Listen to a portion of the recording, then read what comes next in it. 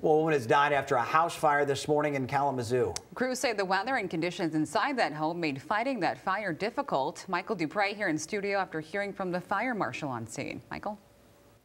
Well, the 65-year-old victim has not been identified, but fire officials say they found hoarding conditions inside the home, which made it difficult to get inside.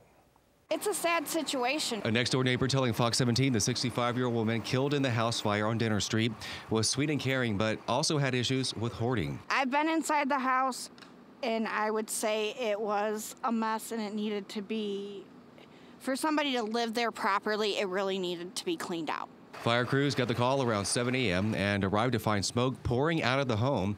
They say the flames in the basement had already caused a partial collapse of the first floor. There was smoke coming from the eaves and coming from the front and the back of the house, just smoke coming from everywhere. The fire marshal says that they had to make holes in the walls and pull items out so they could gain access to the flames. Because of the hoarding conditions, there's a lot of trapped pockets of flames. The freezing weather also affected their ability to fight the fire.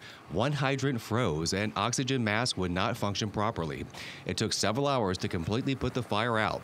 A neighbor saying it's unfortunate the hoarding conditions played a role in the woman's death.